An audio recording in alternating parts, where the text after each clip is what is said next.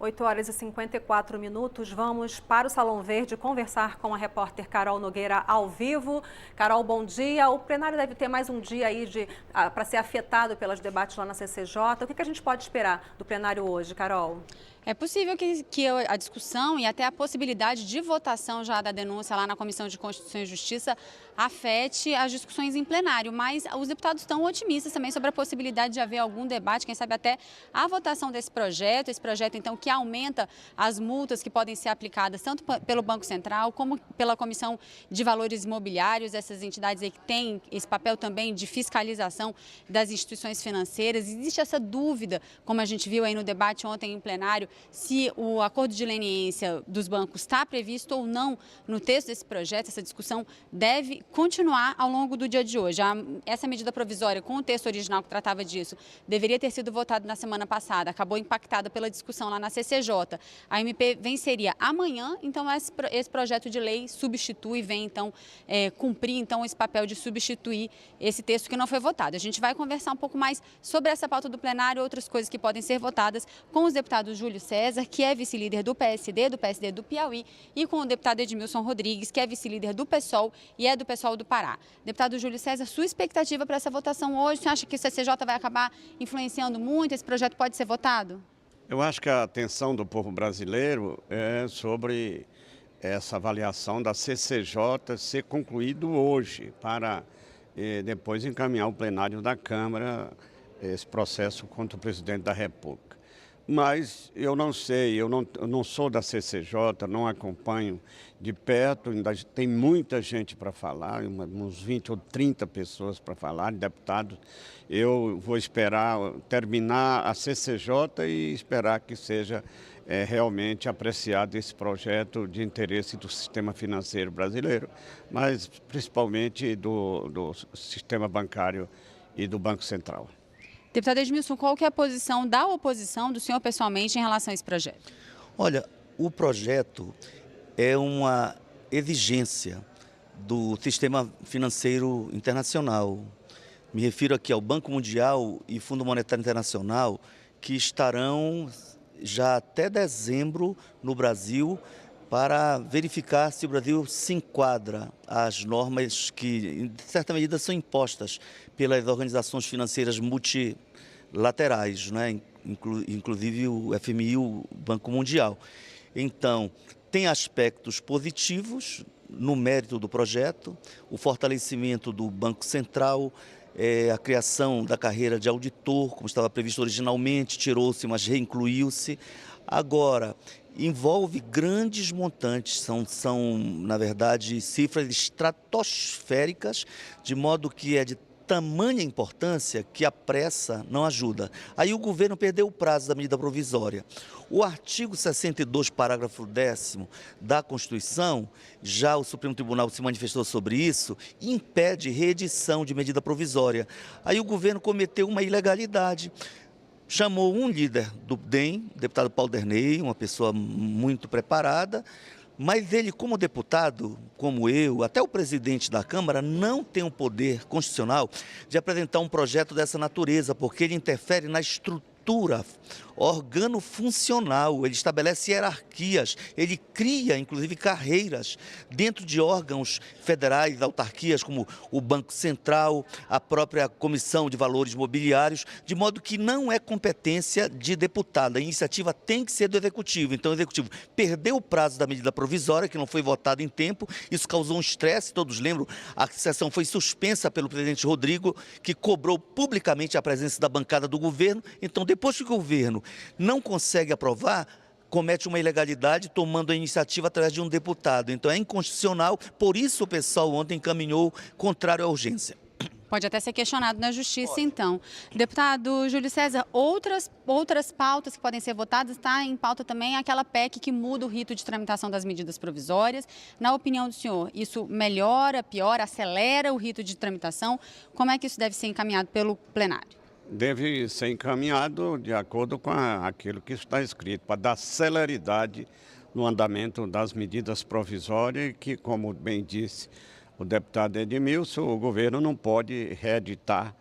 Por isso que aconteceu com essa aqui do sistema financeiro, ao invés de reeditar, que ele não podia, apresentou através do deputado, que é um grande deputado, respeitado nesta casa, deputado Paulo Dernei Avelino, um projeto de lei. Então, eu vivo nesta casa, às vezes, combatendo o sistema financeiro. É o sistema financeiro mais rentável do mundo, na minha avaliação.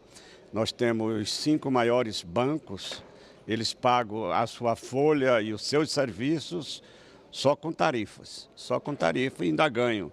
Os 5 maiores têm 80% do mercado, ele, além de pagar a folha, os seus encargos, só com tarifas e serviços, ainda ganharam no ano passado mais de 20 bilhões sem emprestar um centavo a ninguém. Então nós temos que regulamentar todo o sistema financeiro, inclusive por uma exigência internacional.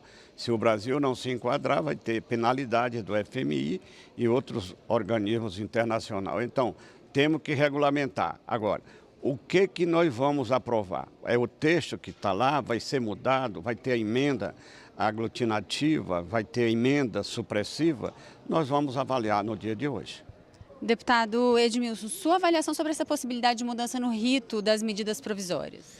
Olha, é importante sempre aperfeiçoar os processos legislativos, né? Isso aí é um princípio. Então, desde que haja, na verdade, participação, transparência, porque às vezes a pressa ela inviabiliza a transparência e cria problemas para a própria democracia, né? É o caso da medida provisória 783, que não foi aprovada e gerou esse problema agora de uma inconstitucionalidade na forma de apresentação. Nós vamos avaliar se, em sendo aprovado, recorreremos a uma ação de inconstitucionalidade, né? Porque pode ser que o projeto seja aperfeiçoado. Então, o problema todo é que a urgência é um princípio para a aprovação de uma medida provisória, mas tem também o caráter da imprescindibilidade daquele tema. Então, não é qualquer coisa que deve ser editado através de medida provisória, né? Então, essa questão é também de bom senso. Às vezes, um governo quer dar resposta a uma determinada bancada por conta de uma correlação de forças, de manter a sua bancada de apoio, acaba cedendo e faz através de uma medida provisória, que é uma espécie de decreto que passa a ter validade imediata. Então é uma lei, até que ela seja reprovada ou mantida e transformada em lei, ela já criou uma série de fatos consumados, não é? Então vamos pensar 759, que estabeleceu a possibilidade de regularização fundiária. Se ela não fosse aprovada, durante o período que ela vigiu, desde o dia 12 de dezembro em que ela foi assinada, nós teríamos vários processos em andamento e até concluídos. Imagina se o Congresso dissesse não, ela não é boa para o país. Criaremos um problema. Por quê? Porque tem certos temas que não devem vir como medidas e quando vier, é bom que se tenha um processo ágil, mas desde que isso não represente, assim, uma negação dos partidos e da sociedade de debaterem os temas e apresentarem suas propostas. Deputado Júlio César, rapidinho para a gente encerrar, sua perspectiva para as votações das próximas semanas e sua análise do que deve acontecer hoje na CCJ. Nós tivemos com o presidente da Câmara ontem à noite uma comissão que defende a mudança das CPE no Brasil. É um projeto muito interessante que tem que tornar as zonas de processamento e de exportação mais competitivas. Só tem uma funcionando a contento no Ceará, mas com muita dificuldade. Nós fomos, inclusive, o relator na Comissão de Finanças e Tributação e esse processo e esse projeto da ZPE, o presidente mandou agendar pautar para a próxima semana. É um projeto que aumenta de 20% para 40% o limite de vender no mercado interno, evidentemente pagando todos os tributos, diferentemente daqueles incentivos da Zona Franca de Manaus, que não paga nada nem para importar e nem para vender no mercado interno. E aquele que vender acima dos 40% vai pagar, inclusive, multa. Além disso, nós incluímos nesse novo projeto da zona de processamento de exportação também a condição de instalar também prestadoras de serviços visando a exportação. Então, a prestação de serviços visando a exportação, também é permitido instalar na ZPE. Um projeto muito interessante, vai beneficiar 23 dos 27 unidades da Federação, dos estados, e eu espero que seja aprovado na próxima semana. Deputado Edmilson, sua expectativa lá da CCJ hoje, o que vai acontecer com a denúncia contra o presidente Michel Temer? Olha, na verdade, o resultado é previsto já. O governo trocou todos aqueles que manifestaram posição em favor da investigação, de todos os partidos da base de apoio e que tornaram pública sua posição, e de modo que não há possibilidade do governo não vencer lá. Eu acho que o grande debate vai ser no plenário. Daí que a semana que vem é uma semana de grandes expectativas, porque a população, na nossa avaliação do pessoal, tem direito de ver a investigação prosseguir de forma séria, com direito à defesa, e o presidente não vai ter carência de defesa, poderá ter grandes advogados, se explicar. O que não pode é o país todo ficar nessa situação, vendo malas, sendo provas concretas, grampos e delações premiadas e envolvendo as autoridades máximas do país, e é como se a impunidade fosse a regra. Então, acho que a investigação não é culpabilizar nem julgar antecipadamente, mas para que haja, digamos, transparência, é necessário que o Supremo possa investigar e dizer o presidente é inocente ou o presidente é culpado, como eu acredito que seja. Deputado Edmilson, deputado Júlio César, obrigada pela participação de vocês aqui conosco. A gente volta ao estúdio com a Vera. Carol, é isso mesmo. Essa manhã, mais uma vez, as atenções estão voltadas lá para a CCJ. Obrigada.